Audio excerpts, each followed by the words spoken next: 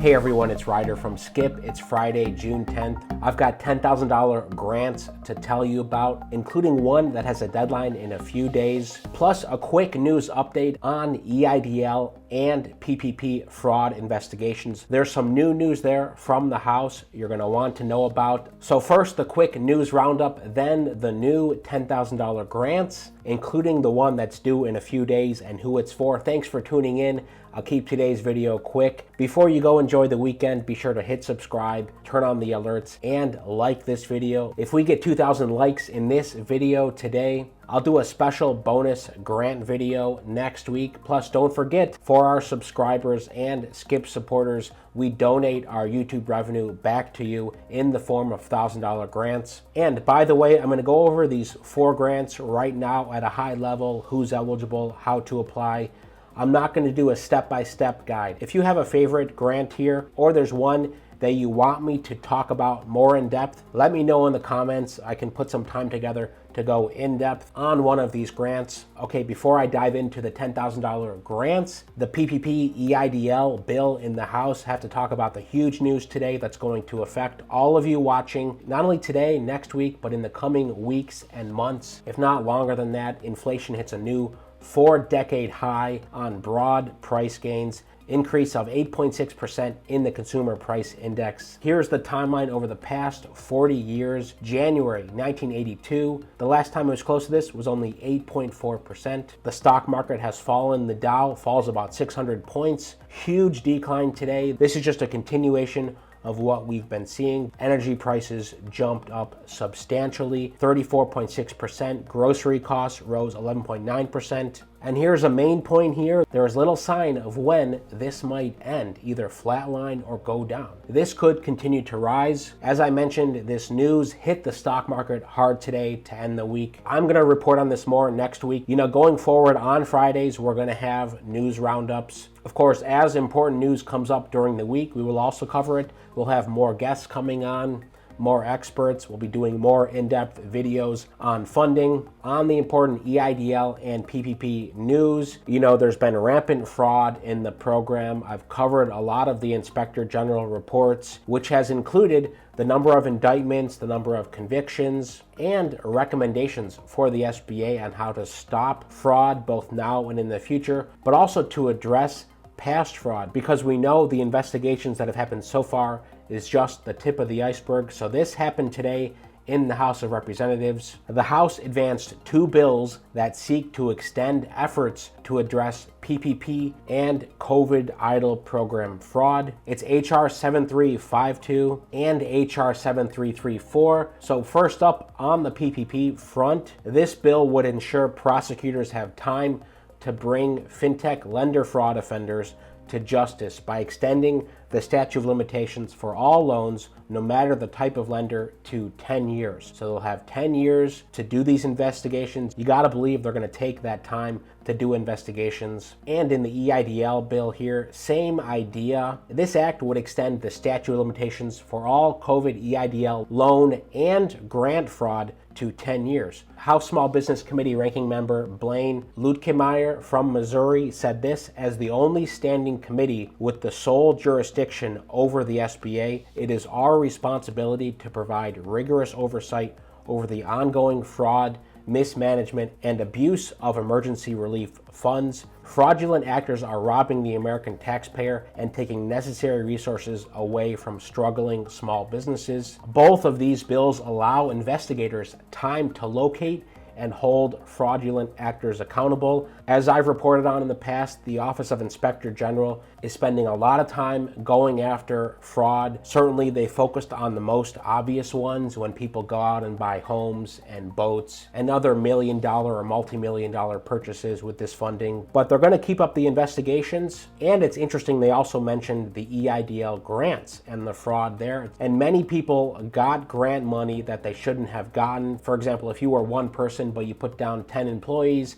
maybe you thought it was 10 contractors, and you got the full 10K based on a social security number. There were hundreds of thousands of those cases. The question is part of the aim to go after that? Now, the SBA has the authority to do something about that now. I don't think they will, but in any event, if these bills pass and get signed into law, there'll be 10 full years to do these investigations. So what do you think about that? Do you think it's a good use of taxpayer money, your taxpayer dollars, to spend years and years investigating this fraud? Would love to hear what you think about this in the comments. So, one of our main aims at Skip is to help you, if you're an entrepreneur or a small business owner, start, grow, and fund your business. We've helped tens of thousands of businesses get close to $2 billion in funding. That includes grants, loans, and other financing.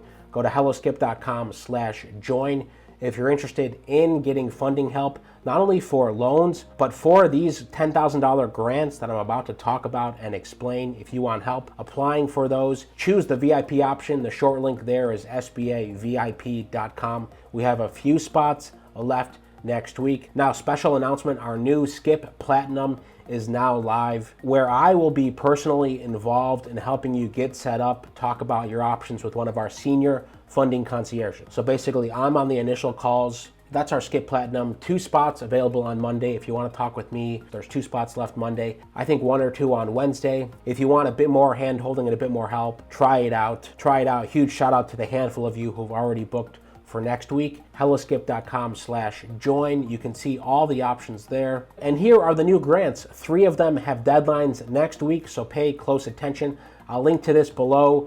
For all of our members, you get access to this roundup before everyone else. The theme this week is the best grants for minority-owned businesses. First up, 2 $10,000 grants for Black male entrepreneurs. That's from our friends at Fearless Fund. The due date is June 19th, so keep that in mind. We've got the link here. I'll put the link below as well. The second grant, $20,000 grants for underrepresented entrepreneurs. This is from Antares Reach. The Antares Reach grant program will provide 20,000 grants to small businesses with an emphasis on businesses preparing for their next stage of growth, operated by historically underrepresented entrepreneurs and providing important community services. Even better, after completing a post-grant report, some businesses may be eligible for an additional $5,000. Here are the requirements. For-profit business, majority, 51% or higher, owned and or operated by individuals who identify as new majority, women, people of color, military affiliated, persons with disabilities, LGBTQ+, have less than $5 million in annual revenue, have demonstrated a need for support, and have a strong plan moving forward. This is the Reach one, $20,000 grants. We don't know how many they're doing. Due date, July 15th. Application in this post here or below. Finally, $25,000 for Hispanic-owned businesses. Hispanic entrepreneurs start more businesses per capita than any other racial or ethnic group in the U.S., yet they face more challenges getting loans or capital from the investment community. Progressive is working to address this with this excellent grant due in 1 week. Here are the details. Majority owned and operated by Hispanic identifying entrepreneur, have 10 or fewer employees, have less than $5 million in annual gross revenue, and have a demonstrated need for a commercial vehicle to run your business. Deadline is June 17th. Finally, the fourth and final one, with 4 days left to apply, $10,000 grants for minority business owners through Comcast Rise. This is the ongoing Comcast Rise program, awarding 500 grants for $10,000 each for businesses in multiple cities. So it's not universally across the US in specific cities. The requirements are this: establish business operations for 3 or more years, 25 or less full-time or part-time employees, and at least 51% owned or operated by someone who identifies as a person of color, including Black, Indigenous, Hispanic, Asian American, or as a woman. Here are the locations: Atlanta, City of Detroit, Minneapolis, Philly, Pittsburgh. There's counties within that, so take a quick look here if you're in those areas. The due date is June 14th.